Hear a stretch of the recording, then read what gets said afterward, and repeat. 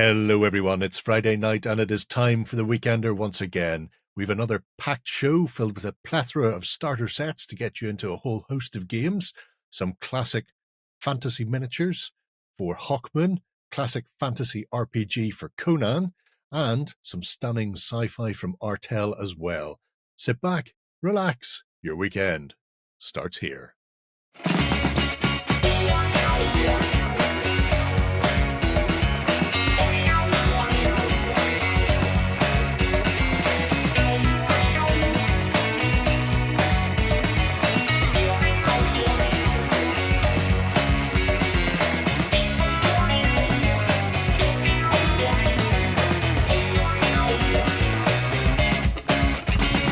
Hello everybody and welcome to the Weekender. I'm joined this week by Ben and Shay. Hello. And we've got a ton of hobby stuff to get into this week. We do. As always. I'm going to skip the indie this week for reasons that will become apparent in not too many seconds. It's the only reason I'm here. You hold your wish, boyo. We are 3 weeks in to Orktober, so we're fast approaching the end of the first month of TerrainFest. So I thought we'd take a moment to see what people have been up to in the training fests, the festival of terrain, as it is known, or my barrier against Dungeonalia, as I like to think of it. I have the bulwark, the finger in the dam that prevents Dungeonalia from occurring. Insert the new Tony Hart-esque gallery music as we go through now. And we've been claimed. So, if you didn't catch it beforehand, TerrainFest we ran last year for a whole shiny month. And people went, that's not really long enough to build any terrain. We like it though. So, for once we listened. Most of the time we just ignore you. But for once we listened and we've extended it. So this will run through to January. And it is just an opportunity to build some terrain. People get so focused on their armies that their tables look like shit. So this time round, focus on the tables. Get some forests on the go. Build some hills. Very important. There's not a game in the world that can't be improved without a hill. Can't have a cannon without a hill. So, for people who care about prizes, most of us don't care. We're just involved there for the building of hills. I'm thinking about putting tiny little caverns into the side of all my hills, maybe some hobbit hole hills as well. Theme my hills to my armies. Who knows? Good idea. It's important just to have a lot of hills. I can't stress hills enough. Jerry loves his hills. I do. Sadly, do your hills have eyes? Hey, they may do. Anyway, there is a big prize at the end for some lucky devil. Yes. We have not yet decided how we're going to pick that. It'll be a mixture of us and votes, probably. Vibes Is good, though. Vibes. Yeah. Because we like vibes. But if you come over to OnTableTop.com, not .org, because I don't know who owns that, or if it even exists. So don't go there. Why would you even bring it up? I don't know. You can go to the project system and filter by contest. And if you filter by contest, down here you'll see TerrainFest 2024, and you can see what people have been working on. Now, if you're building a project, make sure you click the correct TerrainFest. Make sure you click the 2024 and not 2023, which has got loads of really nice terrain in it. And if you want to view them, great. But if you want to enter the competition, not so much, because I won't be looking at last year's stuff. Got to be in it to win it. Yep. But as you can see, people have been doing bits and pieces here, there, and everywhere. I've grabbed a rough selection just to see what's going on. Also, Nurgle's Orchard. We will say, if you put a nice cover image on your project, it draws you in. People are more likely to click on it. I'm more likely to click on it if it says private. But that's a different matter. I'm just nosy like that. Anyway, so you can see there's a whole host of people doing a whole host of things. And I've plucked a couple out to have a wee nosy at. Starting with some terrain for the multi-award winning Moonstone. Who would have guessed? What a surprise. Oh. Nobody is more shocked than I am that I would pick that. I said to myself, McCabe, what are you doing? And I learned, listen, Jerry, It's a multi-award-winning Moonstone. Oh, fair enough. So this is Mr. Stew, and he's building a board app.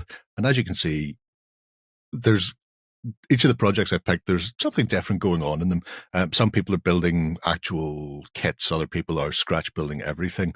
This is an old board they built back in 2016, which is a bit more fantastical and possibly a bit more like something a bit Test of Honorary or... Got a bit Bushido to it. Yeah, Bushido, that sort of feel. They may actually be those miniatures as well. I don't know. I don't know enough about miniatures. They could be gangs. Anyway, so this was a small, compact and Bushido board that they did a while ago. So they're essentially doing something similar again for the multi-award winning Moonstone #Moam. And the nice thing about things like Moam is it's played on a very small table. You're playing it on 2x2, 3x3, that sort of ilk. You don't need to go as big as a 4x4, which means you can be really creative and crafty when it comes to it. And as you can see here, there's a very strongly themed urban area, shall we say? Yeah. Which is all being gritted up previous adventures. I love all those little boards. They're great for displays and tournaments and clubs and stuff. Anyway, we'll not look too much at his older stuff. People can look at that at their leisure. I quite like it when you almost limit yourself by something like that edging of a board. So obviously you just, you're going off the standard footprint for whatever game you're playing. But when you give yourself those limitations, I think it means that you get to have some fun in the gaps, as it were, and working out exactly how you're going to build up and where you're going to make it interesting. Because obviously you've got to play around with it a little bit more than if you were running on a big 6x4 board or something. So very nice. This is it's a really nice demonstration of commitment in that individual bricks. I do think he should be committed for this because that's not a small amount of bricketry. No, with the very nice Flemish blonde there. I mean, there's a ton of it going around this. Even if that's a 3x3, which I think it probably is, or somewhere around there. That is a fearsome amount of individual tiles to be laying down by anyone. Really is. But it really does. It adds to the whole effect, and you can see how the base was built up by the medium of foam card, knowing full well that could be scrappy as damned, because it's all going to be coated in the end. This is an Australian version of it. Where have you opened up? Oh, it's okay. It's opened up the... Yeah, it's the same one. So yeah, just a really nice beginning for the Moonstone board. Doing the heavy lifting, getting the plan out, and getting the sort of the layout design done. I imagine because these are all set on pieces, they'll be set on buildings as well. And there's a couple of ways he can go with this in the long run. He can go for a fully Shades-esque, being the newest faction. This could be the ruins of Old Moonreach. So lots of ruined buildings on top, creepy earth and undead coming out and all the rest. Or it could be a market square somewhere in the Commonwealth, and just have regular buildings, but you can mix and match them because there's nothing that's distinctly setting the base. So that's Mr. Stew's work. Moving on to Collins. Collins has been doing a bit of work on some GW kits, the old Mausoleum. Fantastic kit, that one. Yeah. Oh, it's been a past master for years. But then also using, I think they're the Sarissa terrain tiles, which, as you can see, all interlock. So each piece is individual, but they can be jigsawed together to make a more spectacular, larger piece. There's even a lady pouring water into a drain, fountain styley. And I'm hoping that's not going to be a dried fountain. I'm hoping there's going to be a little... That would be cool. A little spout coming out. A little spout of water, a little acrylic. Fishing line works well for that if anybody's doing that at home. Run a bit of fishing line because it's see-through, and then you can run like hot glue or Uhu glue. Uhu, and then colour it. In Germany, over the top of it. And it hides the fishing line that's inside it, giving it the structure. That's my little tip for you. Now you know. Yes. Wow. Knowing's half the battle. So much today. Yes, although it is It Frostgrave. is better than an indie. It is. It is. It's Frostgrave, so it's probably frozen. But yeah, yeah. The again, Collins is going in here and showing the sort of the step by steps, the plans behind it, which I also approve of because you can find some really interesting tutorial tips in the project system as well, beyond the model porn, shall we say. There are some spectacular modelers and painters in the community, and their stuff looks amazing, but it is just a showcase of what they've done, and you're going, oh, that looks amazing. I wonder how they did it. Yeah, theoretically, you can ask them via the medium of putting a little question into one of the commentary boxes. But it's much nicer when you don't have to actually worry about interaction with any other human on the planet, and you can just look at it and go, ooh, he's using acrylics, or ooh, he's made a watery wash out of black, and then just chucked it all over. So it's another reason why we have those sort of the three strands of the project system are skill, idea, and tutorial. And some will hit all, some will hit one more than others. I'm a terrible man when it comes to giving people tutorial buttons. I don't click them willy-nilly like some may. You actually have to put tutorial stuff in there. I know, you've made me do that. I've actually had to start putting in work in progress stuff. I mean, geez, God. Yeah, no, it's terrible, isn't it? Giving Ben more work. Yeah. There's a nice little Rund Wizard's Tower for Frostgrave that's been done via the medium of one of those ones and zeros printers, like what the kids use. Oh. Look, it's already got cobwebs built into it. That's how realistic these models have become. These. Yes. Didn't you know that 3D printers are actually just lots of tiny spiders inside a box that weave the buildings together? Yeah. I'm 100% happy that that's how that works. And there's an imp with a whip that makes them do it, just like Discworld. So yes. When they're painting pictures. Whenever they stop, that means the spiders have eaten them. Yes. Yeah. Time to get a new imp. How often do you have? Is it like having to replace the screen on a resin printer? Have to replace the imp in an You're just replacing the imp. It's good. It's good to know. See, we teach you things. You may not have realised that, but we do. We teach you things. So yeah, Collins has been obviously using a mix of 3D prints and bot kits, and it's nice to see this idea for the modular Frostgrave come together. Obviously, you don't have to use this as a tiled area for Frostgrave. You could just use them as set-on pieces on other boards for other games as well, which is the reason Sarissa have their intricate jigsawing pattern on their tiles. And they also do half tiles and quarter tiles as well, which you can see there. So you can jigsaw your way to happiness and gameplay. You can see, look, there will be trees in the future. No hills, though.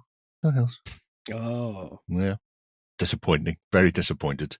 The mysteries of Felstad, the frozen city. There were never any hills. Felstad twinned with the Netherlands. Yes. Wizards got around everywhere on bikes. Yeah. It's Denmark. It's freezing cold, it's covered in snow, and it's very flat. Yep. Okay, that makes more sense. I'm on board with it now. On board with it. Anyway, so yes, that's Collins Frosty. 144 artiste. Like I say, better than the first 143 artists. Yes. Worse than 145th? Or we're counting down to one. In which case, he's got a way to go. Yeah. Anyway, this one's an interesting one because it is a full. There are other plans in here, but the core of it is to actually produce a foreground MDF kit, multi-layered MDF kit that's been sitting around forever. And so there are plenty of these about these days. Not as many multi-layered as there used to be, as screen printing seems to be now the current thing. It does, yeah. But again, it's one of these where the little hints and tips that you get for building MDF terrain come in, which is one of the reasons why you should always have pegs not just because you're a fan of Papa Lazarou, but they are incredibly helpful when building up multi-layered things. And even if you're not building actual shop-bought MDF type kits, I've been using pegs for years. Pegs and dressers pins when I do scratch building using balsa wood and foam card and plastic card, because using a lot of PVA glue or contact adhesives like Uhu in those cases, which require some time to dry. I don't like using super glue unless I really need to, because it gives a brittle bond. But the others are flexible, so for terrain it means they can stand up a bit more rigors, but you do have to peg them all together or pin them in place. So just doing things like that is a simple thing that if you're just getting into building and scratch building terrain, you may not be aware of. So just go and steal a load of elastic bands and pegs. Elastic bands, you can fill your pockets in school, because there's always tons of them in the thing somewhere in school. Find a cupboard, find the elastic bands, fill your pockets. And pegs, steal them from your mum. Bish, bash, bosh. Yep. Theoretically, I suppose you could buy both of those things. You could do. I don't think anybody's it's ever done more it. of a mission to steal the keys off the caretaker, sneak up to the supply cupboard, get your elastic band out, and run away. Yeah. I'm assuming everybody dries their clothes in the washing line and they're still at school. At least everybody who watches us, which makes a lot of sense when you think about it. Yeah. I don't have a dryer. That's a waste of electricity. Jesus. Yep. Darn tootin'. So yeah, the ongoing build of the warehouse is on a fairly steady journey to its end. Also planning on doing the secret weapon terrain tiles, which again he's had forever and a day. Both of these projects, as he points out himself, come from companies that are no longer with us. So probably better to finally get them out of the box and onto the table. So hopefully we'll get to see how the concreting's done. He's been swatting up using Mel, the terrain tutor, and Sarastro's painting guides for that. Sarastro did a really nice Star Wars Crisis Protocol comic book edition board. So he's probably using those. And at some point we'll even see some little alien trees as well from Mantic's Terrain Crate. So focused more on completing bot terrain for that one. But again, really nice. And then we have the Dusty Gears.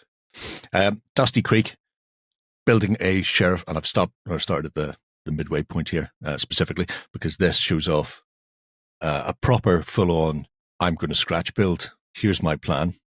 And this is the little plan for the jail. Let's ambiguate you. And again, another one of these projects where it's nice to have the oopsie-daisy. It's nice to have the instructions and the step-by-step guide. Excuse me. Step-by-step guide of building a scratch-built piece of terrain. This is always step number one, regardless of whatever I'm doing. Always draw it out. If I want to get really fancy, I'll put measurements on it. And there have been times in the past where I do, because never measured anything in my life. Measure twice and cut once. Just guess and cut randomly. That's fine. No, Warren. Why is Warren's ghost here? If you're going to be building something from scratch, either you've got the materials already, or you're going to be having to source them. So knowing how long your wall sections are, how high they are, will tell you how big your sheet needs to be of foam core or whatever it happens to be that you're using. Maybe you might discover that one sheet will not be enough because of walls or height, whatever. You're not going to be able to get them all onto one sheet, in which case you're going to end up with offcuts that will have to go somewhere else in the build. So always start with a plan where you're going to be heading off to. And then after that, you can start to get into building it.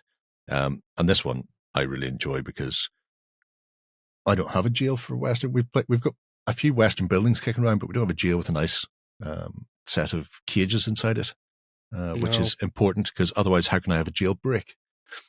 And I want a jailbreak at some point. Yeah. Big cooks matches are your friend, by the way.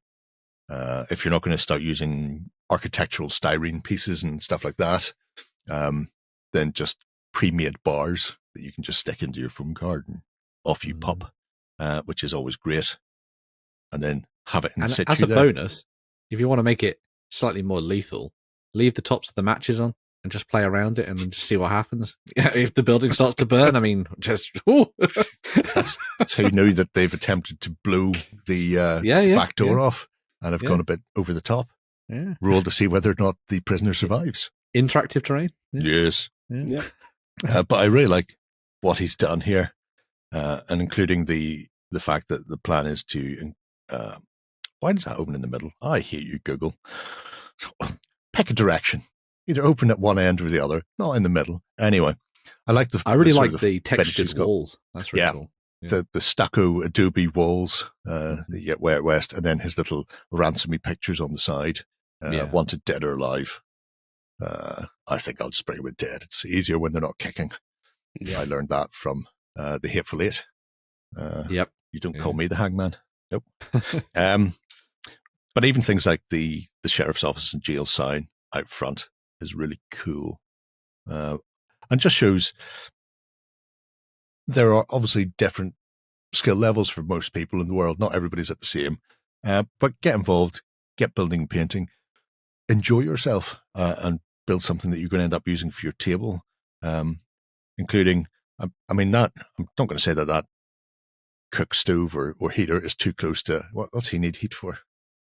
That should be closer to where the sheriff sits.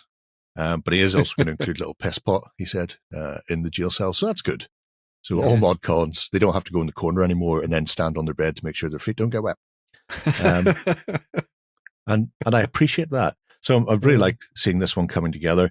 It's really cool. And also the reduce, recycle, reuse, bits of sprues, guns, whatever it happens to be, things that chunk together to build up the interior, whatever it happens to be, whether it's a gun rack for your sheriff or a pot to piss in.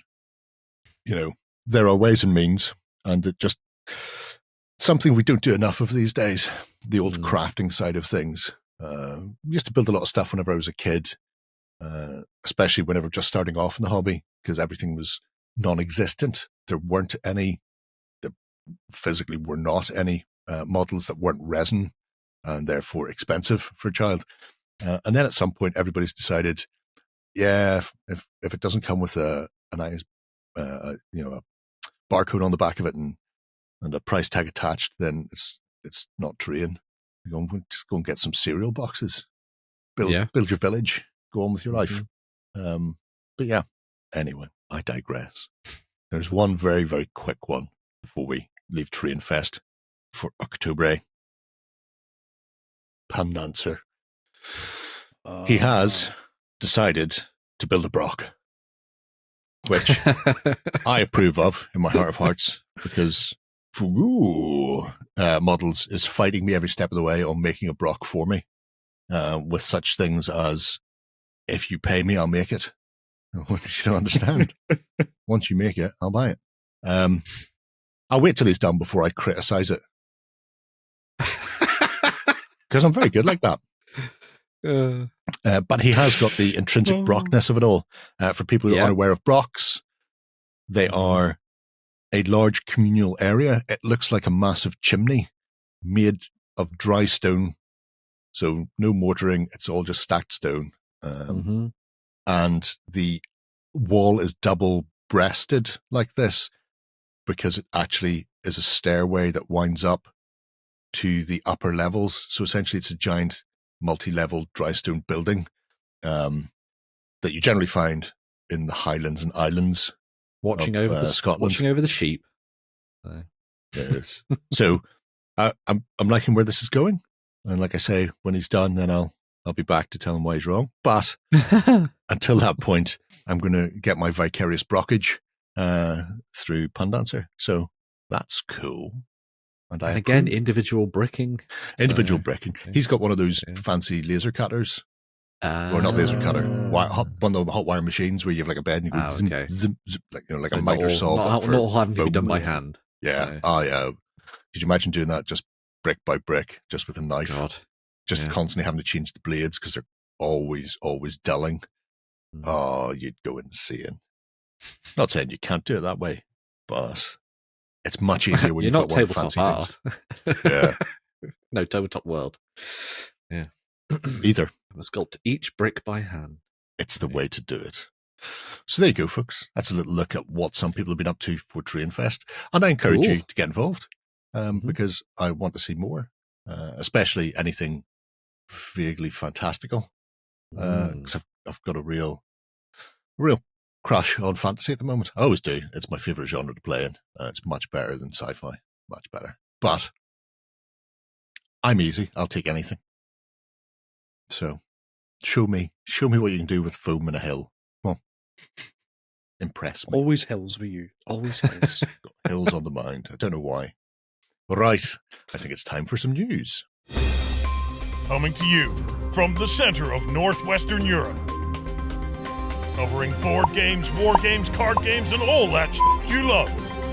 It's the news. Okay, then. Starting off with some science fiction news, actually. You ain't allowed to have your fantasy yet. Not allowed to have my your sci-fi. sci-fi. Can't have my dessert until I've ate my greens. No Yes. pudding otherwise. Artel have had a bunch of new releases, as you can see from the top there. There's a whole host of them. So we're going to kick things off with the big boss of the gym, who is, I mean, he looks like a bouncer, which would be standing at a nightclub. Yep.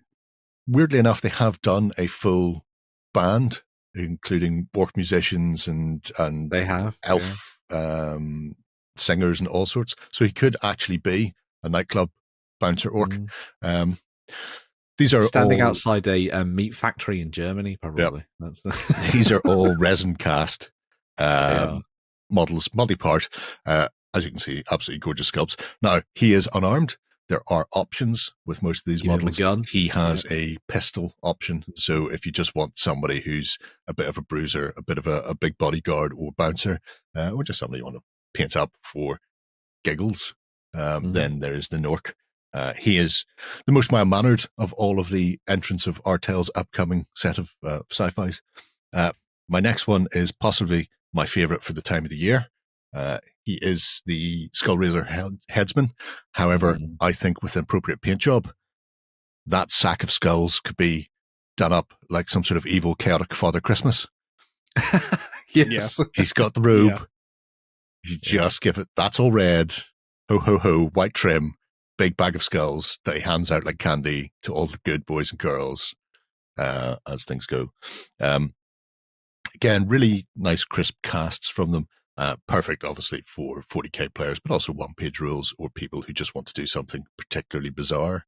There's a lot of heads going on there. I imagine, because I'm not up on the Chaos Legions in decades, so I imagine there's possibly a really good stand-in here for a specific one. But at the end of the day, he does have all the hallmarks of a fallen Dark Angel, doesn't he, though? He does a bit with the hood up and all, Yeah. You're not fooling anyone, matey boy, even with your bag of candy skulls. Master of Executions. Dead. That's the one, Master of Executions. See, I knew people who knew about 40k would know about these things better than me.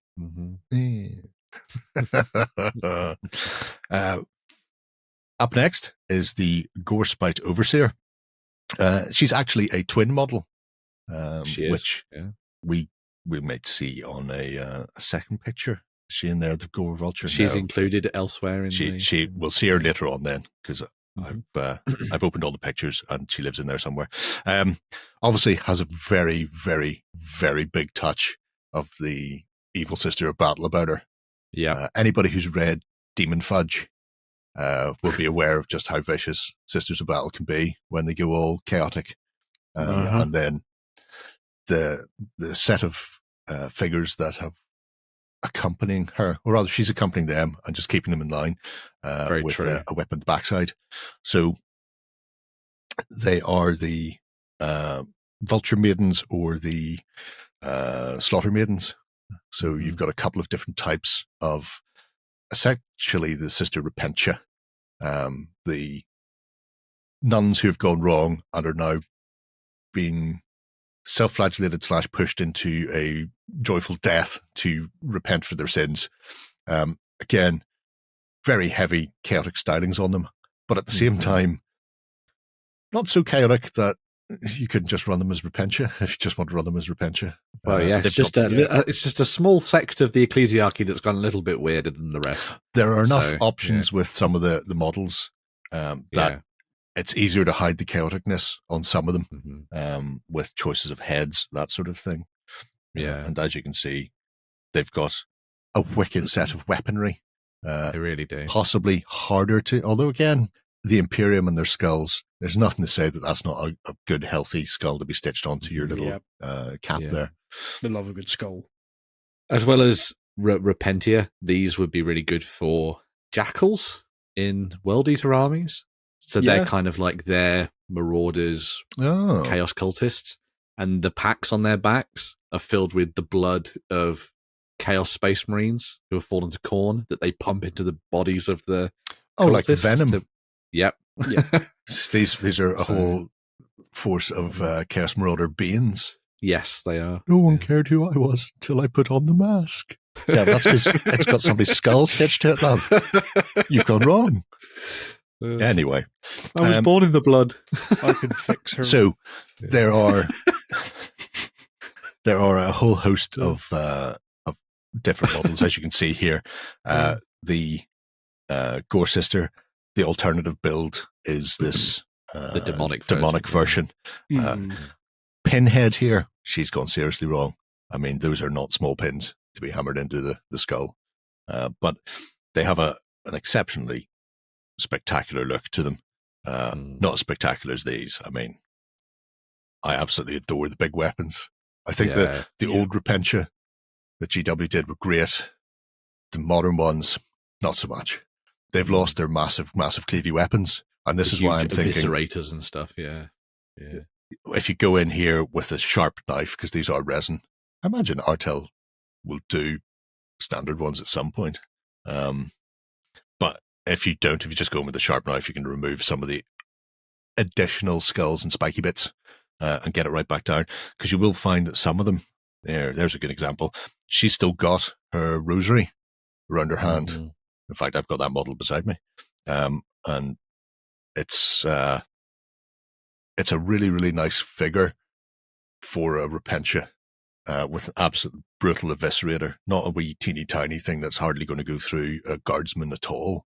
You want them to be able to actually remove limbs and let people know. So the Sisters of Corruption are the slightly more chaotic big weapon version, and then the Gore Vultures are lots of smaller sort of two-handed weapon berserker types. I'll also say there's an awful lot of them with tactical foot on rock or tactical smoke behind heel. It means that they can do some really spectacular posing on them. In fact, I don't know if this will show up particularly well, but I'm going to do it anyway. Really good posing without sacrificing the need for you to stand there for about half an hour, making sure their foot sticks to the base, which I found quite a lot with running miniatures. Eldar looking at you. I've put it somewhere clever and now I can't see her. Oh, there she is. So she's actually leaning over practically, she's practically 180. She's a 45-degree angle, and that's all because the little foot has a puff of smoke coming out. I'll also say that is this lady at the top that we were looking at with the rosary around her. I swapped the arms round on it. So she's carrying that axe eviscerator across her body. I'll be doing an unboxing on these, but there is options for changing the arms around on possibly not all but some, because they are middle of bicep down to wrist. So depending on where the flexing and tension is, it doesn't matter whether it's right or left hand, or right or left side rather, because then when you put the hands on, it defines it, which means that you've got options in there as well. So even if you were to pick up 2 sets of them, they will look different, or there's enough posability in there. Also, some of the heads are ball sockets, but we'll be having those next week, so people can be having a look and seeing how vicious your Sisters of Battle can be. Yeah. Fancy smancy. Mm. Right. Moving away from the science fiction sisters Yes. and taking a look at some science fiction union. Brothers in Yeah. arms. Yeah. So, Warcradle Studios are going to be continuing their dive into the world of Armored Clash, their 10mm war game, with a brand new set of miniatures coming out in November for the Union, as we've just said. So, similar to what we had for both the Crown and the Empire, with the launch of Armored Clash, you're going to get yourself the option to have the Faction Battle Group starter set, as you can see there, as well as the introductory set, which we'll look at in a second. But the big Union Faction Battle Group set comes with pretty much everything you need to get started when diving into playing the Union. You're going to get all the likes of your Federal Troopers, who are looking super cool. Oh my god, all that blue and armor. So lovely. Oh, so good. You've even got things like your Pacifier Heavy Infantry as well. So you've got your kind of rank and file who are going to hold objectives, and then those that are going to go run in and take it and all that kind of good stuff, which is always nice to see. But there's even things like elite troops. So you're going to have things like your UR31E ARC troopers and your Blazer Heavy Cavalry, as well as your Iron Horses. So all the stuff that you know from Wild West Exodus has ported over into this, which I think is a really nice touch. Alongside some really crazy wild stuff as well. So you've got things like the big guns. They're going to be sort of blasting everything to pieces. The blue and the gold, I think, also looks really nice on these small miniatures. It's lovely. I mean, we're all used to seeing it. Generally attached to 7th Cavalry, who are being surrounded and being killed up, which is good. Yeah. As they should have done. I'm assuming so they look like they'll be getting 2 different regiments, or 2 different regiment sets. There'll be the armored and there'll be the infantry. So all of these, I imagine, will be part of the infantry. So your light and heavy infantry, your field gun, and your cavalry. Yeah. This. Yes. The Lakota heavy rail. You can't have Union without a big train. I'm assuming this takes the place of the land ships that the Crown and Empire have. Yeah. So this is possibly going to be, I mean, it's some sort of maglev train thing. There we go. That's what we want to see there. Look at that. Where's Lloyd? Nice. The biggest pictures. So yeah, while we're gazing lovingly at this, just to give you an idea of what's actually in the battle group, because there's quite a lot of stuff miniatures wise. You get the Lakota Heavy Rail, which we're looking at here, 12 of the Federal Trooper platoon, 8 of the Pacifier Heavy Infantry, 8 of the Hotchkiss guns, which we looked at, 4 of the Federal Gatling fire teams, 4 of the Federal rocket teams, 4 of the UR31E ARC troopers, 10 of the Iron Horse cavalry that could also be made as the Blazers, the Ironhide transports for your troops, main battle tanks, Rolling Thunders. You've got the UR45 heavy mechs, which would be cool to see, the Iron Eagles, and also the Armstrong heavy cavalry. And a lot of this stuff can be built as alternatives as well. But as is the case with everything from Armored Clash, everything that you get in the set comes in, effectively allows you to build in stages. So you can start off small with a couple of sprues and then build it up sprue by sprue to make slightly larger armies to play bigger games, which is always nice. The actual battle group set also comes with the modular terrain and the rulebook and everything as well. You'll also get your Command and Conquest card deck and your action dice. So it's got all the bits and pieces you need to get started. The digital rules for Armored Clash should be coming out fairly soon as well. So if you just want to have a read of them, keep an eye out. We'll let you know when they're available. But Orbats and stuff are already available for things like the Crown and the Empire, so you can go and find those. If you want to start at a slightly smaller level, they also have the introductory set, which effectively gives you pretty much what we've just seen, but at a smaller level, so less sprues of each, really. Yeah. But essentially, a regiment for armor, a regiment for infantry. You'll get the tokens, the gubbins, a quick start set of rules, and dice. You won't get the cards, though. You won't get the deck. No. Yeah. But the nice thing about these is that you can kind of take an introductory set, pair it against, like, for example, the Crown or the Empire, and just start playing games with your friends and see whether or not you like the game. They're also really good bonus sets to add on if you just want to like throw in a couple of like additional sprues of things, but in like a larger bundle of stuff, because they work out quite well price wise as well. So keep that in mind. Because of the way the system is built, an introductory set will let you build a basic unit. Yes. For whatever's in that box, everything will be basic units, which means you can either run them as a skirmish force, or you can bolt them on to make one of your other sets into a larger game, because there's 3 sort of levels of games: skirmish, battle, and cataclysmic. And in each one, you're allowed to go up to a certain set or certain size of unit.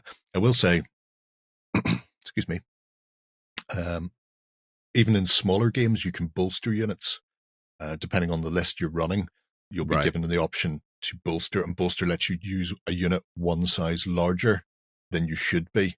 So you can, you may be told in a certain battle group, you can bolster your line infantry, which means you can run those at a reinforced or even at a full strength, depending on the game size you're playing. So you'd obviously need a second set to do that. But it's a good way of adding more punch to certain units, or just having a big block to sit on an objective and just soak up all the incoming fire while you run them down with tanks. It's always good. Yeah. But no, really nice stuff there coming out in November. Keep an eye out for more stuff in the future as well. As if you missed any of the Armored Clash week stuff we did a couple of weeks ago, make sure to go and give that a watch. There's even a great video at the end where James and Parker talk about what's coming up and who's coming out when as well. So that'll be a good way for you to get an idea of when your favourite faction might be appearing in Armored Clash. Fancy smancy. Right. We talk about fantasy now. Yes, you can have some fantasy. Here comes the fantasy. A few weeks ago, we took a look at a new company who were doing 15 mil / 18 mil, sort of larger scale, 15 fantasy shield maidens, Mace face, and they're being sort of distributed via the medium of North Star. They are back with a vengeance, and this time they're working with Eureka for the Hawkmoon miniatures range. So Eureka have, if memory serves, Eureka have been doing Hawkmoon for a while in 10 mil. Yep. 10 mil and some 28 mil. Some 28s, yeah. I didn't think they had a huge amount of them. This allows them to start expanding out into other areas, which is really nice. Currently, the Shield Maidens, they're good for sort of Age of Penda stuff, and they're also good to go up against sort of Mark Copplestone's Barbarians. They're all sculpted around about the same size. This just adds another set of figures. These obviously coming via the medium of Michael Moorcock's Hawkmoon setting. And I absolutely love these. Because technically, actually, if I'm going to be 100% honest, they're not fantasy. They are post-apocalyptic. If anybody's read Hawkmoon, they'll know that these fellows live in a terrible millennia in the far future where everything's gone horribly wrong, and you have people with their swords and shields and medieval styly armor running up against people who've got lasers. Sucks to be them. That sounds fair. But the whole basis of Hawkmoon is interesting because, as you can see here, these are the Grand Bretons. Now, what country do you think Grand Breton is in the future? Well, you've got to think of something like French, Bretons, maybe. I'll give you a clue. It rhymes with Great Britain. Oh, right. So Grand Breton are attempting to subdue all of Europe in a Napoleonic style. They are the evil people, and Hawkmoon is Hawkmoon is the German hero attempting to stop them. So it's like sharp reversed, if you want to think of it like that. Yeah. They have some interesting concepts. So all of the noble sort of houses, they all have like a heraldic animal or totem or whatever you want to call it, and they wear masks all the time and make their servants wear them as well. So you get these really interesting units where a specific lord will have these bull-faced masks, and then all of their men-at-arms will be wearing those, so you can sort of see who they are when they're coming. It's a fascinating set of books if you haven't read them. There's only 4 in the series, and there's some cracking stuff in it because obviously it's the far future. There has been an apocalypse and things have sort of changed and diverted slightly, and then stuff in the mists of time gets messed up, which means you end up with the gods of Grand Breton being named after the Beatles or Winston Churchill, things like that. So York, Full, Yon, and Runger are the gods of Gran Bratton as they attempt to lay waste to the world. But it's great to see more stuff from Michael Moorcock. Obviously, years ago, we had Elric by Games Workshop, which, again, I think I'm probably showing my age on that one. Those miniatures were absolutely cracking and had that. They've got a really nice 80s aesthetic to their idea of medieval arms and armor, big studs pressed like Robin of Sherwood, where you've got people running around with leather jacket with like 12 studs on it in the middle, which and about a billion belts. But they look absolutely superb, and the detail on those miniatures is amazing. The Shield Maidens as well were spanking. So I'm really looking forward to seeing these, because I've got a set of the Penda stuff, and I'm looking at them with a view. Actually, we'll take a look at a rule set a little later, but I think they will be nailed on for that, for a different style of fantasy game where you want to have some heroicness in there, which could be borderline magical and mystical in places, but it's entirely up to you how that goes. The other cool thing is they're doing Beastmen, and they're doing those through North Star. So if you like that style and that scale, more Beastmen are coming out very soon to kind of work as your bad guys, I suppose you'd say. But which means you'll be able to Maceface, their website, I think when I was last on it, wasn't hugely populated, but their Facebook has their got Facebook and Instagram have got lots on it. Yeah. If you want to see what's coming out, check it there, or just keep an eye on North Star's newsletter. They did note on Facebook, because they saw that we talked about them previously, and they said, yes, we know we don't really have a website. We're working on it. So they do listen. At least they're honest. Yes. I'm glad somebody's listening. Yeah. Doesn't happen often. Right. Shay, some bolt action news from Walla. Yes, Warlord have brought out a lovely new introductory set for the release of Bolt Action 3rd edition. I actually got to see this earlier than anybody else did, because lovely Tom, the good boy, had it on an order sheet, and I was like, show me that. And, sneaky. I was like, can you get me one of those? But no, it's a really nice little set. It's pretty well priced as well. I don't know if the price is public yet, but I've seen Probably it. not. It's pretty good. It's all right. But yeah, it comes with everything you need to start off. If you're looking to get into Bolt Action, very good place to start. You have your Americans, you have your Germans, typical. You got everything you need to play. You have your dice, your command dice, your dice bag, and that nice little ruler that immediately took me back to school. I saw that and went, I love that. That's brilliant. Absolutely love it. But you get that. You get your field manual as well, which tells you how to build your guys, and then scenarios, how to play the game, the basics. You have 12 miniatures each side. You have German Grenadiers and the US Rangers, which we're looking at now. And I must say, the Germans not having an MG42 made me very sad. Very sad. Don't worry. I'm pretty sure it's on that sprue. They just haven't built it. Oh. Well. Yeah. You should build your miniatures this way, without the MG42. Oh. Yeah. Don't be mental. Are you mental? The Germans have a BAR, and I'm not going to be an MG42. They've got a bar. Yeah. If they can have a bar, then the Germans can have an MG42. It'll just be the bipoded infantry version rather than the tripoded. I'm going to remove all of the trees from your area. It's still a lot of hate. That's all that matters.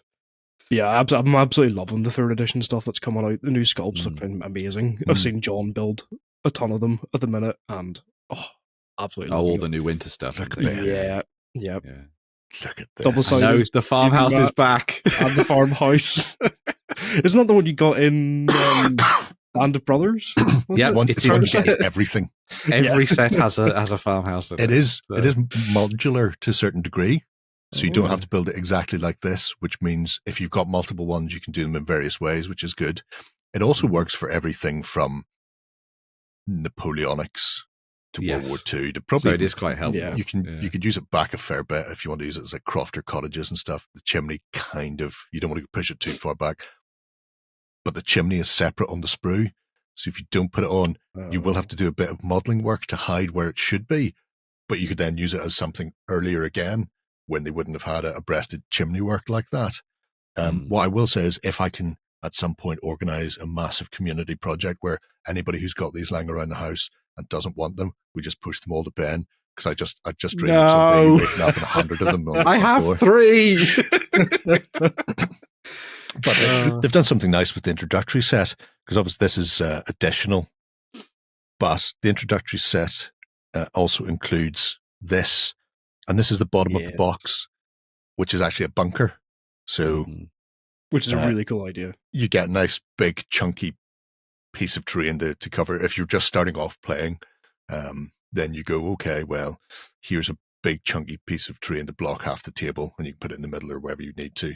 A little bit of ruins to fight through on the other side of the road, and you've even got your little tiny card half track, which just brings me back to card dreadnoughts and card high elf griffins, and Azag the Slaughterer on his wyvern from way back in the day. It's a little 2D half track. Go little half track, go. It's adorable. Harder to put your miniatures in the back of it, mind you, but I suppose you can hang them all off over the side on their shoulders. Yeah, that's it. Oh, you could? Yeah. Yeah. Be like a production at like a high school. I just walking the half track up the street.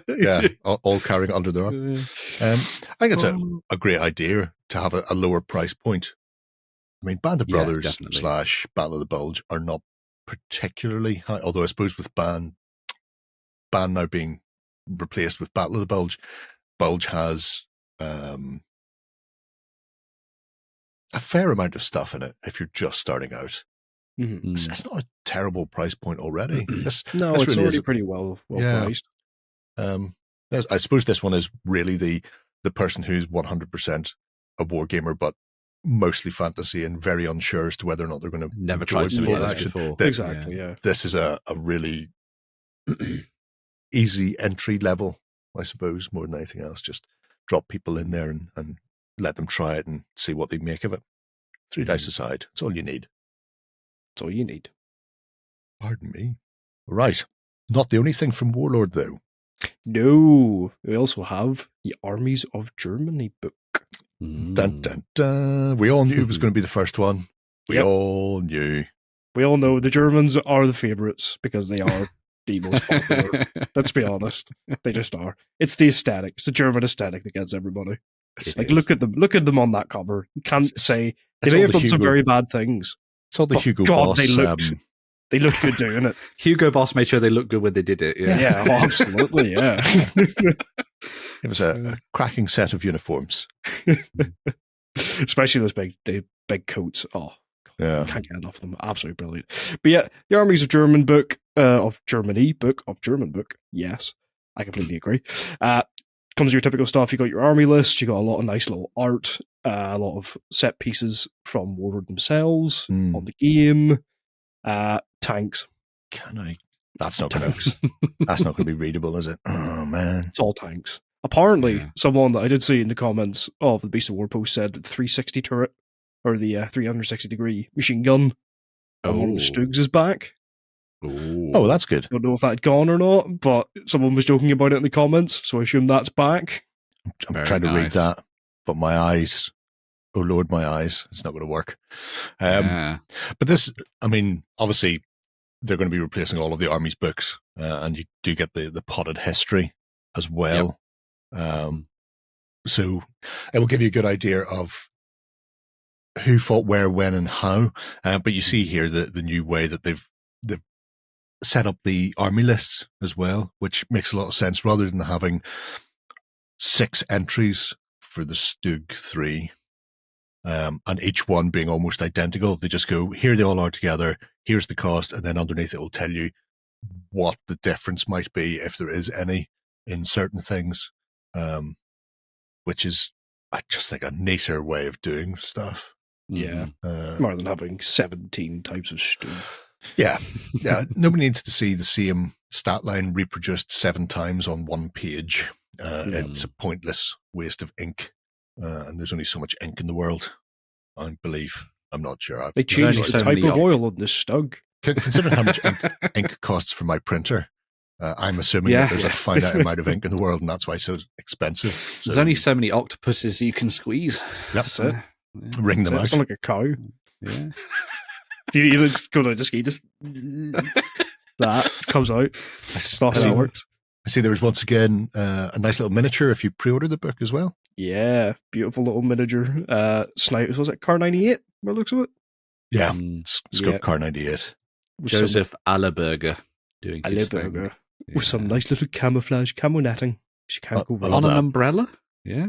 It's a nice little like a scrim hide that he set up. It's not an umbrella.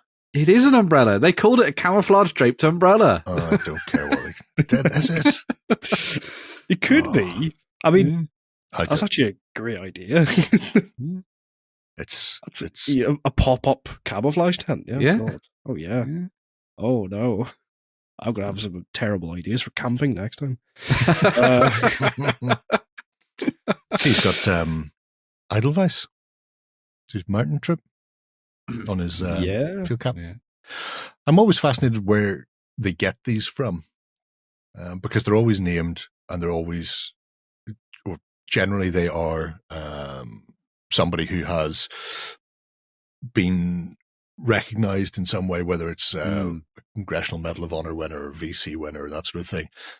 But over the years, they've moved away from the well-known people and they've started to pluck out little individuals. The American with the bazooka that you got with, I think the Bolt Action 3rd rulebook. Yeah. He was fascinating because if you go and Google who he is, and I can't remember his name, but if you go to Battle of the Bulge Warlord Games thing, you'll see him.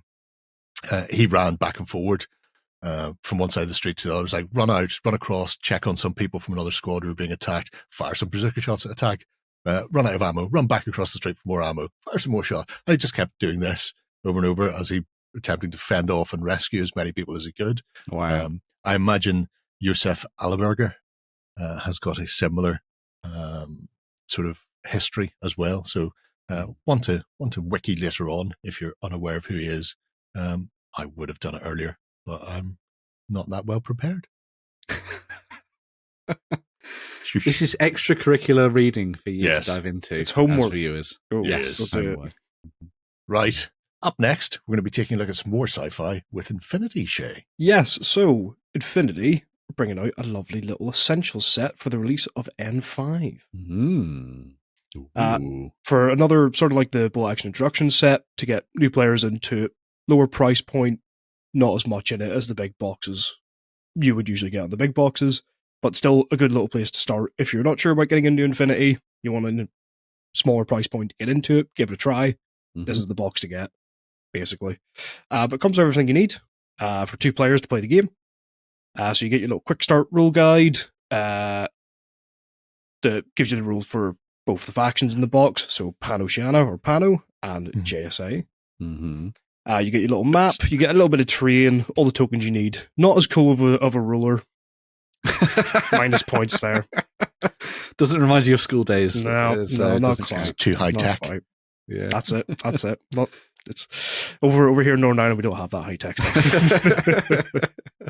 You get the dice you need, all the tokens, all the cards, stuff like that, and you also get 3 miniatures for each side. 3 very beautiful miniatures, I must say. So 3 for Pan-Oceania, or Pano for short, if you wish. And then 3 for the JSA. I like the JSA better. I really like JSA. Yeah, everybody likes the JSA. Space Samurai. They are exactly. better. Like, you are correct, Shay. Samurai swords in space. I knew I would be anyway, Jerry. Don't you worry. But yeah, they are nice little box. Yeah, it's a cracking little set for people.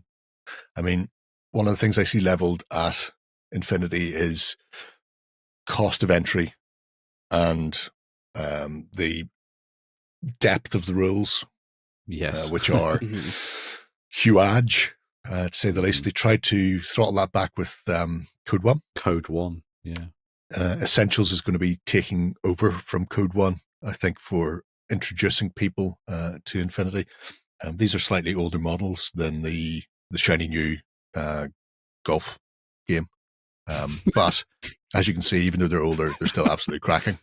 Nobody can tell me it's not about golf. Why is it called Satrap? Why? Exactly. So yeah, it's a good way of introducing people to Infinity. Yeah. Obviously, there's awful lot more you can build on, but the cards themselves will just tell you about what they are in this loadout. Obviously, there are ways to kit them out in different ways if you got in depth and into the weeds with Infinity, but this is just very straightforward. Here's an ossifer and a couple of monks to run around the place and shoot each other in the face. I really like the terrain you get with it as well, because it's just foldable cardboard, but it looks absolutely spot on their little mat as well. Absolutely. It's a nice one-stop shop. Also, if you want to learn Spanish, all the cards are double-sided, English-Spanish, so you could flip them around and attempt to teach yourself another language as well. So it's like Duolingo, but less likely to be stabbed up by a green chicken. So it's got that going for it, which is nice. You're playing against your mate, give him the Spanish side and be like, don't tell him there's anything on the back. Set them all down. Go, good luck, skipper. But yeah, cracking set of models, and really, it's a great way of introducing people to the concepts behind Infinity, because it is very quick moving when you start to actually play it out, and with those AROs, where you're constantly having the opportunity to react to what your opponent's doing in their turn. That's a complicated system when it's first explained.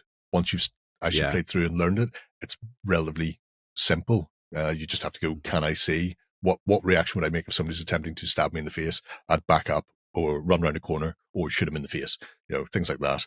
And so the core concepts being explained in a much more narrowly focused way like this is fantastic. And like you say, JSA, absolutely fantastic models. Everybody loves them. They're their own faction now. They've got away from the oppressive festive Hu Qing, who are not super fantastic great. All the super fantastic and great went with the JSA, Carlos, and you know it.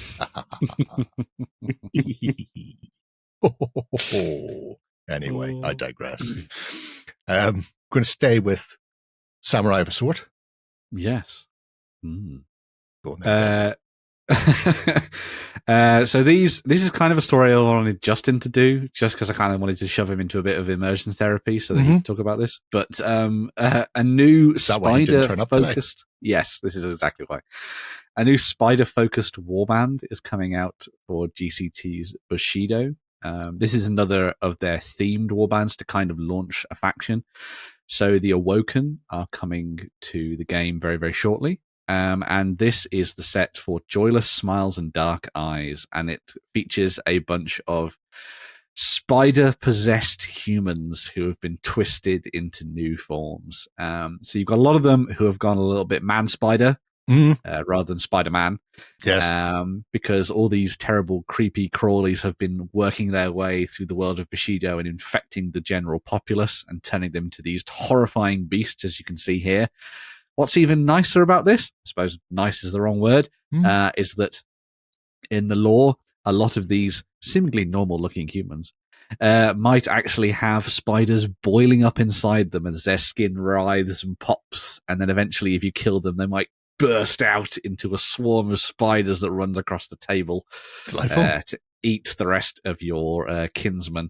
There's even more coming out with the rest of the sort of release for next month, but this kind of gives you that flavor of what's happening with the sort of like the awakening of the Awoken as a faction on the tabletop. They have plenty of poison, as you might have expect, and lots of ways to swarm objectives and everything like that.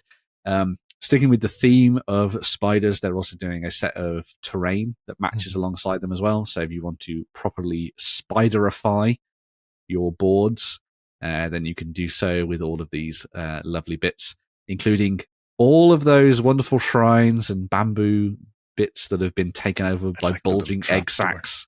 Yeah. I absolutely hear it. It's wonderful. It's lovely. But yeah, as I say, following on from, I suppose, factions like the Tengu Dissension and the Minamoto clan, which is the Bear clan. This is one of the slightly more newer factions that's coming to... Yeah. There's a Liverpool player called Minamoto. Wonder where I got that name from. This is one of the newer factions coming to Bushido, and it'll hopefully take things in a new and creepy way. Suddenly, the Cult of Yuri and stuff aren't possibly the scariest things to arrive in your games. So yes, fun stuff coming for Bushido in the near future for there. I like them. There's some terrific looking models. Yeah. Yes, I need they're to lovely. get some of those. All 35 mil, all metal. So yeah, I'm buying those just to really annoy my friend who's arachnophobic. there you go. That's Yeah. the only reason I'm buying those. Just set them around. Just set the little trapdoor spider around elsewhere, and then away you go. He hates Halloween, so I just set little plastic spiders everywhere. There you go. He hates it. I love that. Oh, do they have like I was going to say like a petting zoo type thing up in Coleraine where you can go and see spiders? No. You No. get them in some places. You could always nip around there and ask if they've got any molted skins from the big things like the trunks and stuff. Just leave a couple of big skins lying around for them. Yeah. Anyway, creepy. I digress. Creepy and mean, but creepy. You probably have to ask around to find some. Anyway, we're going to dive back into the wonderful world of fantasy and historic, and fantasy and historic, depending on your point of view. So, I was going to say saga with a touch of magic, but kind of. Sagas with a touch of magic. So, Midgard Heroic Battles is on the horizon, and it's going to be published by the Lords via their Reichswitz Press. So this is a rulebook allowing you to play historic, legendary, and fantasy battles, as you can see from that spanking cover by John Hodgson there, which everybody loves. Very nice. It's an interesting concept because you can be as historically accurate as you want, although there's still a certain amount of heroism in it, which is exactly what I would expect, because at the end of the day, it's a rule set that was written by the gentleman who wrote the King Arthur supplement for Warhammer Ancients. Now, here's a spectacular battle of the 5 armies that they put on at Partisan recently. Yep, the other Partisan last week. The other Partisan, under the Misty Mountain itself. And it gives you an idea of how things are sort of structured to a certain degree. You do not need this many miniatures. No. But by all means, you can go absolutely ham with it. So the actual construction of the game itself, it's a semi-turn-based, I go, you go-ish. The turn sequence goes heroic-y things. So your legendary heroic fighters do stuff first, whatever that happens to be. They kick off. Then you'll do your movement and combat. Your opponent will do their movement and combat, and then shooting is done simultaneously at the end. I think I've got that structure right in my head.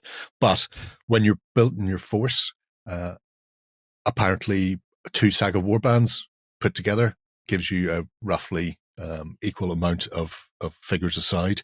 Cool. There are 5 different types of unit, but they are broad sort of definitions. So you've got close formed melee, you've got skirmishers, you've got light horse, you've got heavy horse, and you've got monstrous. So monstrous could be cavalry, not cavalry, could be chariots, could be a dragon, could be elephants, depending on how you want to do it. There are extra traits and the like that you can build in. So there's a certain amount of tailoring. So you can go, well, I'm going to be playing Siege of Troy. So we're going to have, heavy infantry. We're going to have light skirmishy siloid types. We're going to have cavalry, because obviously Hector, tamer of horses, is going to be there. We're going to have some chariot fighting. And then you have your heroes who are mounted generally on round bases like Saga Warlord. You've got your warlord with his banner bearer and musician. And then they have their own little abilities. So you are scale and, I'm not going to say miniatures agnostic. All games are miniature agnostic. It is scale agnostic. They use a length, which they call a spear in this, and then half spears and double spears for movement and measurements and stuff. And they're defined by the actual frontages of your base. As long as your bases have got similar frontage to your opponent, then you are good to play against each other. So in some cases, there are lots of sort of trays of miniatures where round-based things are just set on top of rectangles just to push them around. But it seems like a very interesting concept for fast play. So your standard sort of game can be played out in an hour and a half or so, the usual sort of thing that you would play for a mass battle style. And I like the flexibility of your building within the lists itself. So things are not so tightly defined that if you want to find Cataphract, they've got a separate listing from other heavy horse. You know, you can go, well, they're all a type of heavy horse, they're all type of impact cavalry, but I want to have these be slightly slower and more heavily armored, and then maybe your other heavy horse are, you know, a more like a medium cavalry. It's just up to you to define how they are. And then when you're playing, if you want the big mythical elements, if you want to have your full Arthurian in a Excalibur shiny kind of way, you can do this thing with Dragon Mist and everything else, or you can go full Battle of the Five Armies and Lord of the Rings, or just scrape all that off and go, well, I just want to do the Punic Wars or Alexander the Great in Persia, and then just drill down to be more army-based with your legendary figures being less explosive hero hammer style and more just sort of a support for the other guys. They're obviously there. They're the important people, but they don't have to be as hugely fantastical as things go. It'll be interesting to see what else is coming. They've got this little token set, and as you can see here, there are a certain amount of little sort of spear lengths. So I think these are defined. They've also done a set, the Reconquer Designs have done a set of STLs for these as well. So if you want to get a 3-dimensional version that you print at home, you can do that as well. But everything comes down to your heroism of your leaders and the sort of legendariness of everything. So when you start playing, you start with a set amount of sort of honor per side. And they suggest you put little tokens in a cap. And every time you do something that's particularly spectacular, legendary, or honorable, you put a token in the cap. Beating somebody in combat, overrunning a flank, doing all that you can. Be all that Alexander wants you to be, Ptolemy. But those times where you do something terrible, when you're Paris and you refuse to fight in a combat, then that's not very honorable, and you take a little honorable thing out, chuck it away. So you start at a midpoint, and then that will go up and down as the battle progresses, depending on what your side is doing and what your leaders are doing. If your cup is empty at the end of the turn, then you've lost. Your army crumbles, so it's both a victory point and a morale system for your army. That's nice. Which I think is going to be really intriguing as to how people sort of work that in. I think I saw them do a game where they had like a jeweled goblet. Yes. With gems inside it, which I thought was a really nice way of doing it. Yeah. You talked to them 2 years ago at Salute when they had the Rainbow Bridge. Yeah. So they and that was a good one because their table, if we'll find the video, we'll put it in somewhere. On one, the table was split essentially. One side you had a Norse, very much leaning into the mythical side of things.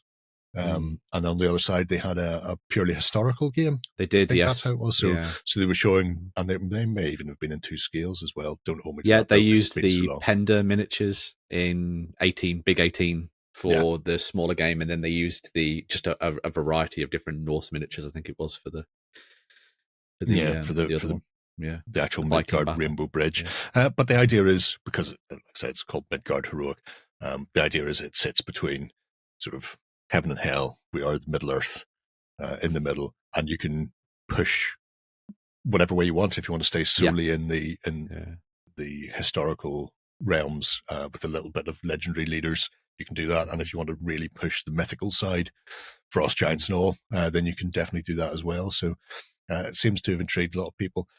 Up on pre-order at the moment, and the Lardies on Lard TV are going to be doing a series of little videos as well, explaining in more detail over the coming weeks and months. I imagine the coming weeks, actually. I don't think. I think it'll be all done and dusted by the time it actually hits release for people out there. Mid-November, I think. So, I'll find out when I get my copy. What? It's not medieval. No. Leave me alone. Yeah. Right, Ben. Take me away from Midgard. Tell me about 40k. I'm agog. So a couple of pre-orders coming up this weekend for people diving into the grimdark future of Warhams. and the 40Ks. Following on from last week where we had a look at the starter set that's going to be coming out, that will be up for pre-order this weekend. But alongside that, we've got a whole bunch of returning kill teams that are going to be coming back as plastic boxes, reboxed effectively for you to drop into the new edition of the game. So you've got your Kasakins leading the way, your elite troops for your Cadians kicking ass and taking names. Just a note on both of these, while obviously the image gives you the impression that the box set comes with the cards, it doesn't. You can buy the cards separately, or you can obviously just bundle them together if you want. But that means that if you already have things like the Kasakins or the Phobos strike teams or whatever, you can just buy the cards and just use them with the miniatures that you already have for the new edition of the game, which is just a good way of doing things, obviously. But each of these kill team boxes also just comes with the kind of stats and things inside them for using them in your games. You can also access all of the stuff that you're seeing here as part of the Kill Team app. I will say it's not really much of an app. You just open it and you download the PDFs. Oh, so kind of Useful. an app, I suppose. But yeah, Could you just put it on the website? Yeah, exactly. You could just go and do it from Warcom. To be honest, I don't mind having to download a PDF. Yeah, I'd much prefer to be able to have something that can be used offline. That is also true. Yes, which is good. But yeah, so you've got your Kasakins, you've got your Phobos strike team. If you want to go down the route of the Space Marines, if you prefer to pledge yourself to the Dark Gods, you've also got the Legionnaires. So this is one of the sets that was based off the standard Chaos Space Marine Legionnaire set, and you've just got a few upgrade sprues in there to kind of take them in a different direction. You've also got the Pathfinders for the Tau Empire, if you wanted to go down that route and fight for the greater good, with all your fancy shield drones and assault drones, everything in there as well. Very nice. My personal favourite, though, is the Inquisitorial Agents one. I swear that Games Workshop are on a crusade to bring all of the old 54mm Inquisitor miniatures back to life in 28mm, as you can see by the veteran at the back there, who's based entirely on a miniature from the old Inquisitor range. But yeah. They've even done it for one of the Damien something. Yes, they did the Possessed. Yeah, they've done one version of him in one of the old. Well, I say old. One of the actually, older no, that would have been sets. one of the metal ones. So they haven't redone the Possessed yet as plastic, have they? No, but they did the Damien was the Arcoflagellant, and they've done him, and they've also done obviously Artemis was part of Inquisitor back in the day, so they've done him with the Death Watch. So you could actually relive the glory days of Inquisitor, but in Kill Team now, which I think is quite cool.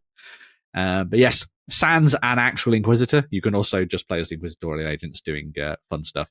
It maybe if you're playing Imperium Maledictum, actually, these could be quite fun to make as your characters, and you could use them in your games, which would be a fun little way of taking things.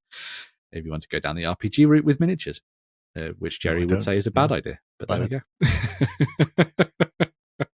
You can also get a separate set of cards for the Chaos Cults as well, and this covers all of the various cultist-esque boxes that have come out for 40k. So if you wanted to make a kill team that wasn't as, I say restrictive, it wasn't as restrictive as something like the Phobos strike teams or the Legionnaires, for example, you can pick this up and you can pick and choose from different box sets in order to make your kill team, which I think is a nice touch.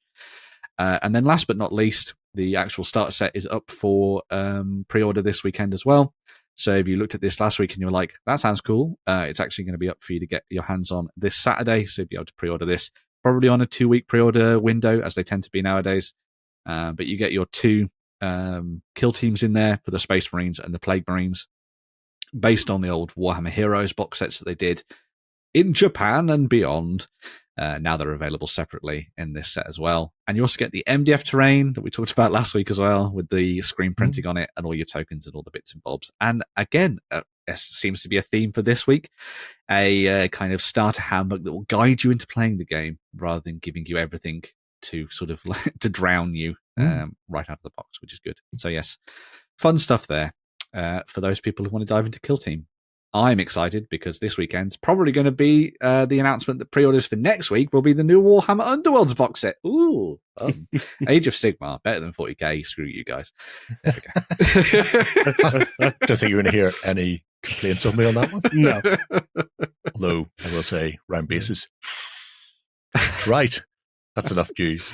I think we'll have a quick swish, and when we come back, we'll round out the show.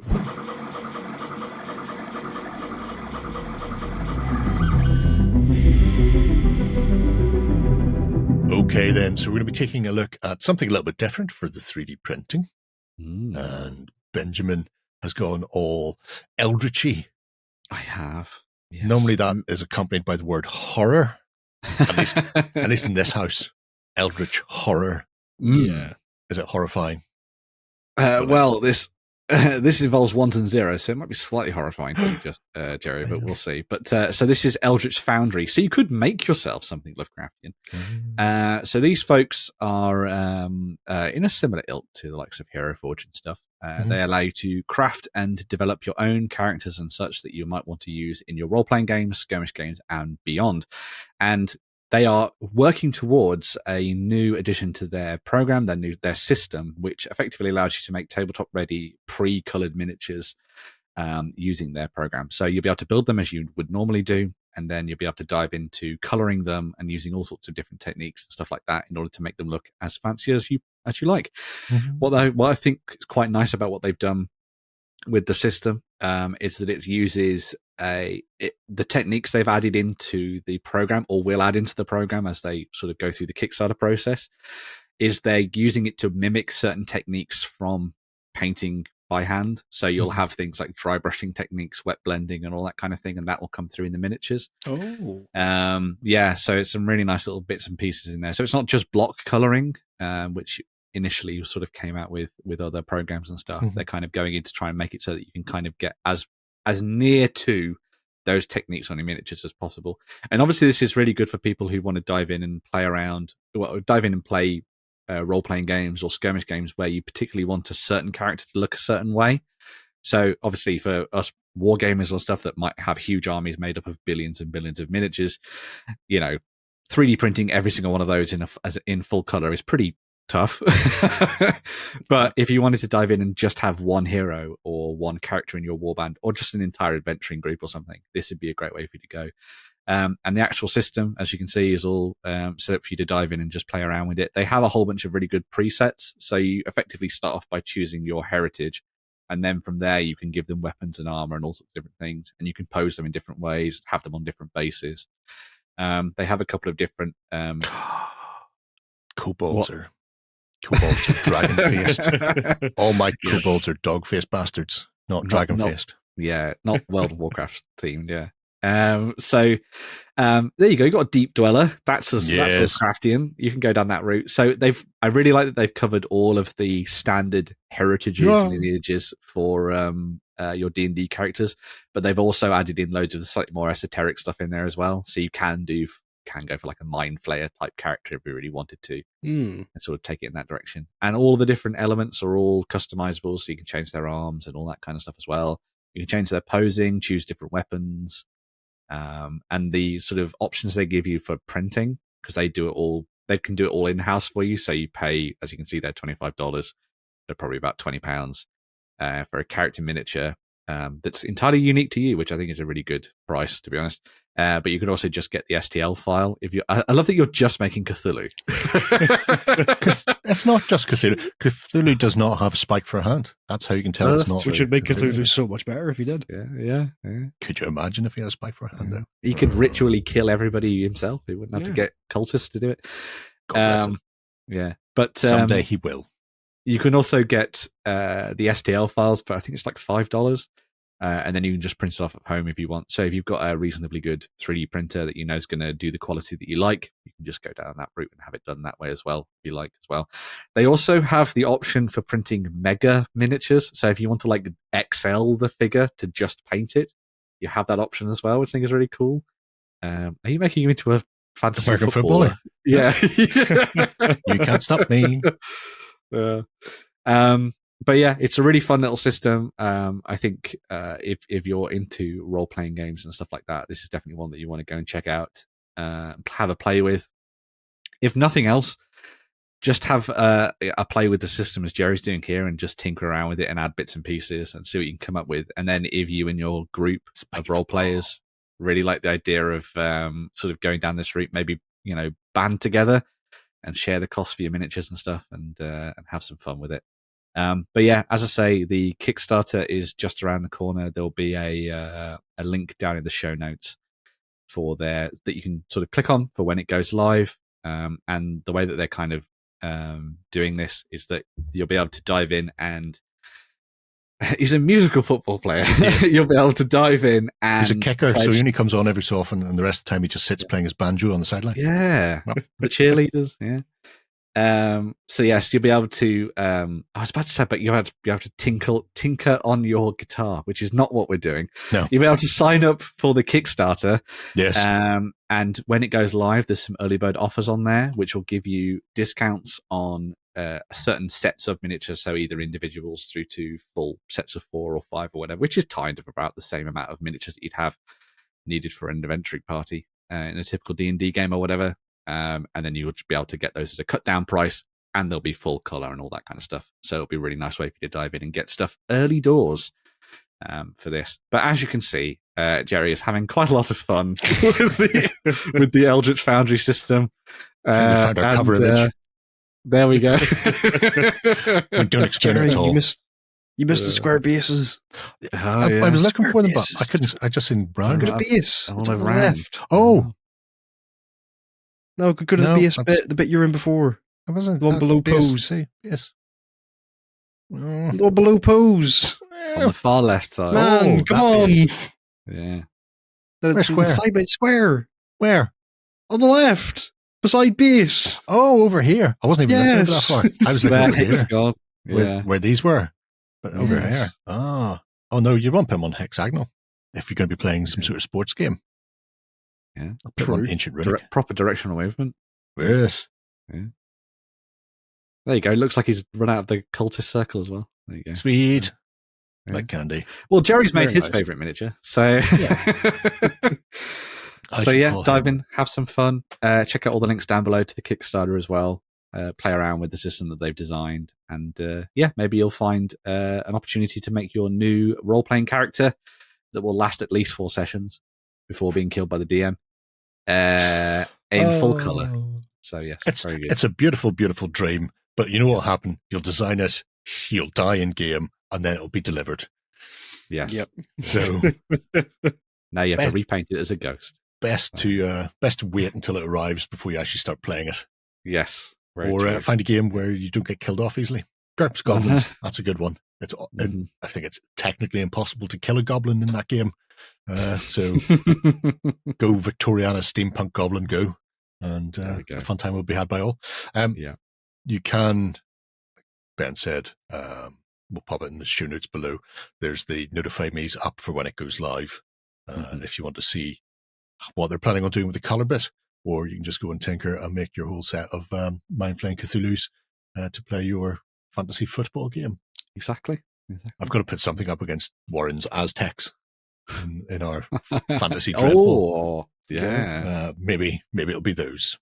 Yeah. Although I think it's still probably going to be Conquistadors. The world did end in 2021, and that was because it was a fight between the Cthulhu football team and the Aztec football team, and whoever lost. Oh, you've gone. World.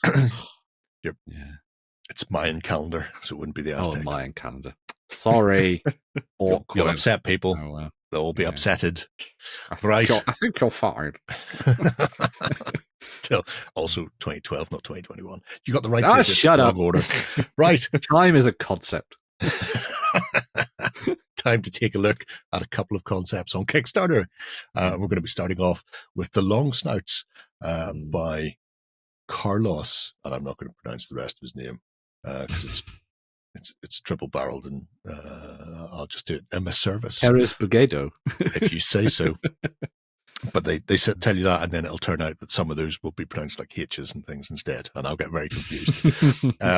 So these are a set of 3D printable files for your Longsnouts, your big-assed orcs. They're so good. Which are, I mean, he says inspired by Paul Bonner.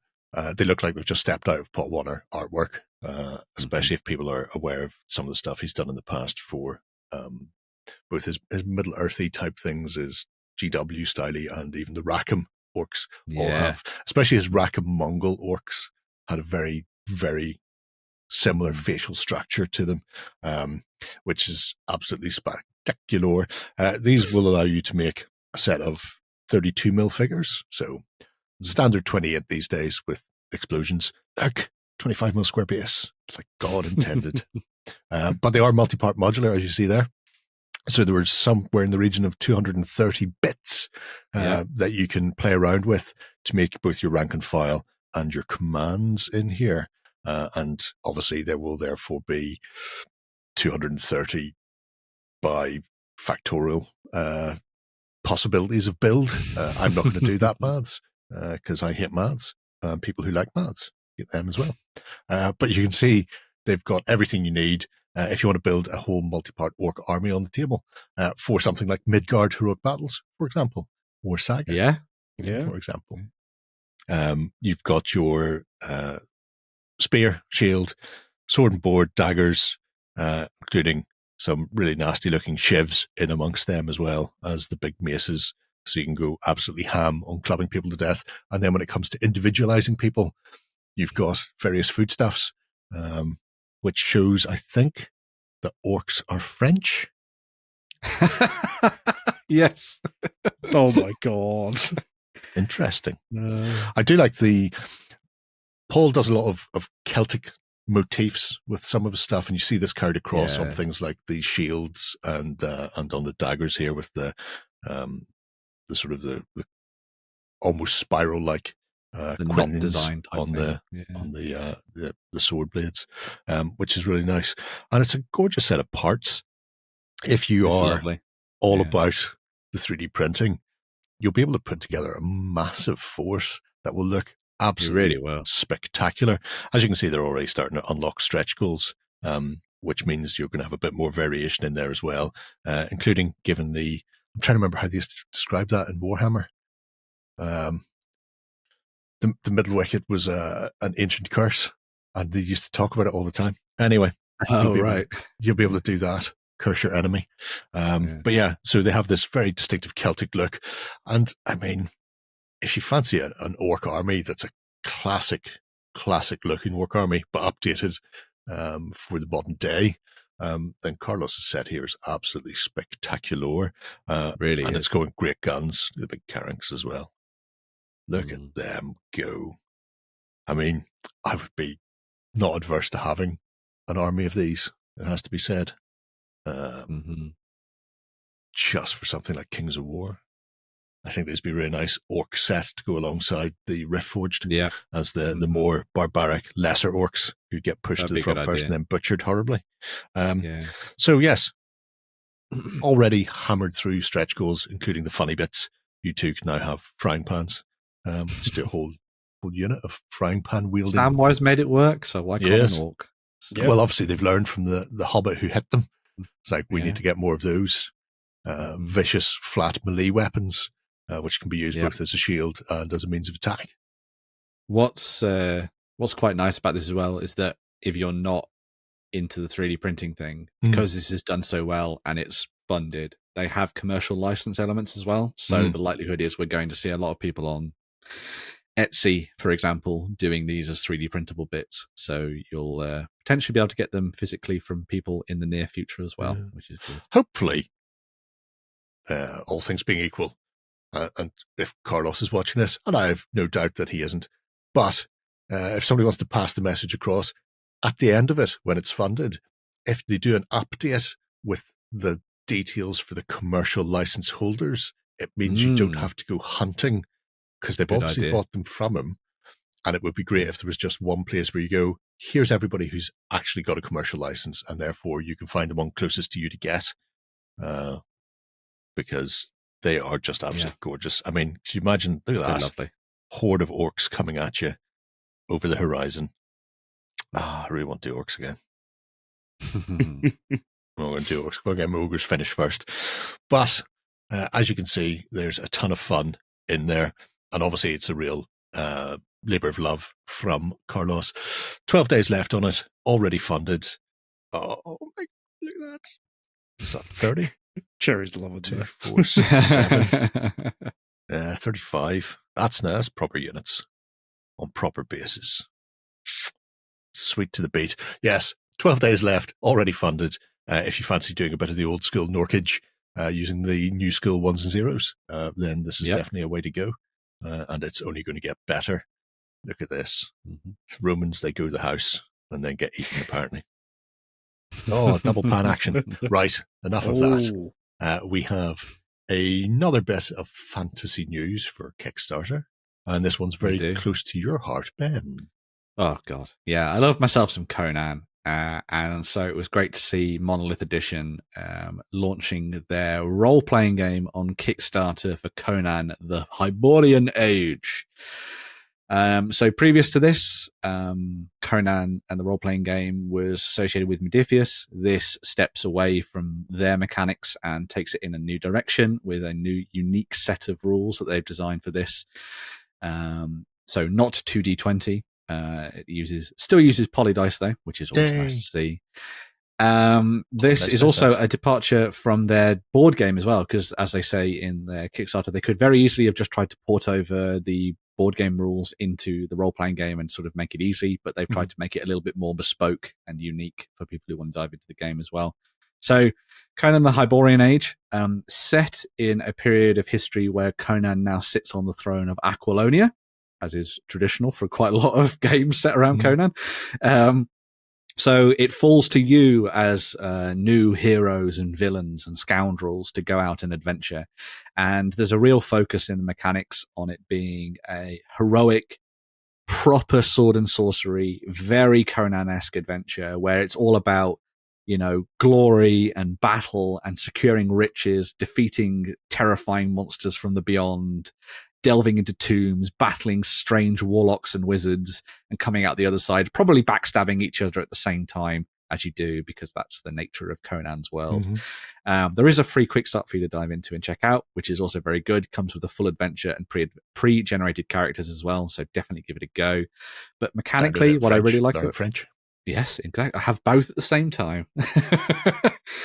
What I really like about the game mechanically is that they've tried to make it as heroic and less number crunchy as little number crunching as possible when it comes to the rules.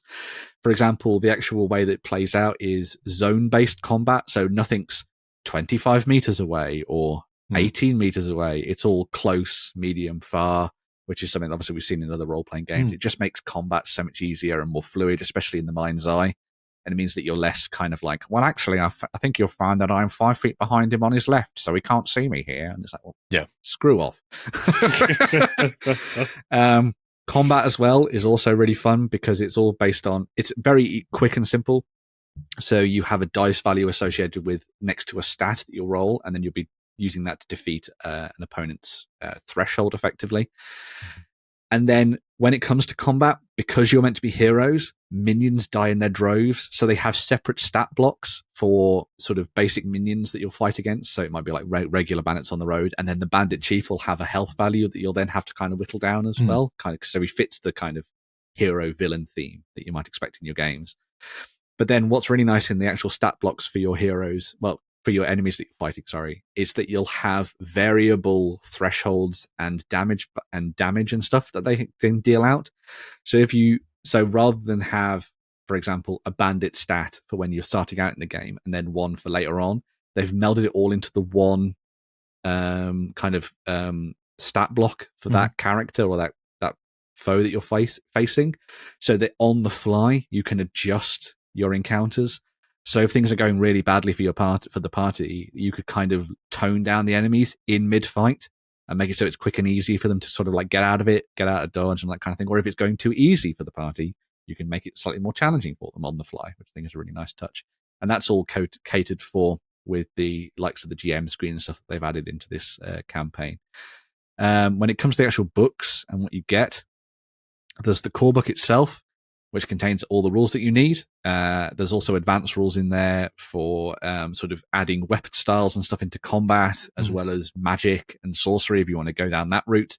Obviously, magic works very differently in Conan's world that you might expect from a normal fantasy world, so it's nice to see that in there. They've also got 2 full starter scenarios in there for you to play through, so you'll be able to just play out of that book with the characters that you generate. And there's a huge section dedicated to the lore of the Hyborian world as well. So if you want to dive in and actually just learn about the world of Conan, that's been catered to in the game.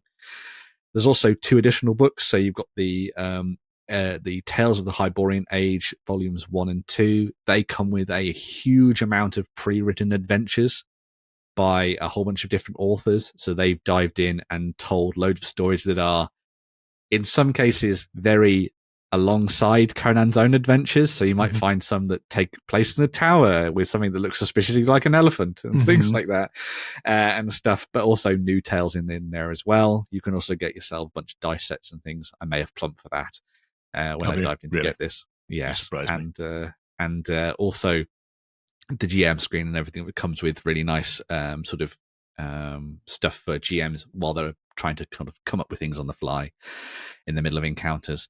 There's also a way for you to add in miniatures. So if you wanted to get your hands on all of the stuff that they've done for the board game, to use in your role-playing games, you can pick up all of the miniatures, including terrain and all sorts of things. See when I was here, I was going, that's a reasonable set. You don't need a ton. And then I just scrolled down. It was like 221. It's like, oh. Yes. Yeah. So if you wanted to dive in and play with miniatures, then you've got that option there as well, well as the battle maps that they've designed, which are kind of based on the stuff that they did for the board game, which is good as well. And again, they're all split up into zones and all that kind of thing, so you can use it very effectively in your games. And there's obviously stretch goals galore. One of the things I've really liked about the stretch goals for this is that they're quality of life improvements. So you do get miniatures added in for certain pledges, but for most of the stretch goals, they're adding things like new villains, new adversaries, character sheets, more lore, more adventures, more tales in the separate volume books, more art, different character designs and all that kind of thing as well. So they've really gone in to try and build this up as a book and flesh it out from that kind of, I say bare bones, it's fairly chunky anyway, but from that bare bones up to something a little bit more detailed. So there's lots of stuff in there that's nice. Designed to make the core book and that base offering from Monolith just that little bit more exciting, which is really cool. So yeah, there's lots of really fun role-playing games out at the moment. Obviously we talked about Discord last week and Conan now as well. So haven't even mentioned Welcome to Nightfall as an RPG. Yes. Which, if anybody's a fan of the podcast and an RPG fan, they probably know. People who don't, Nightfall is a weird place. I think it's running for another 10 days. We might be able to have a look at it next week. I'll have a look. Maybe. I'll have a look. Because I'm a big fan of Nightfall. But yeah, it really does seem to be a bit of a renaissance for RPGs at the moment.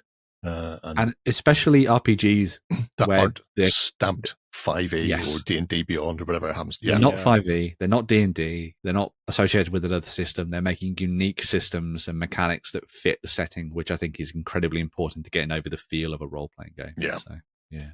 Cracking stuff. Right. Obviously, massively funded.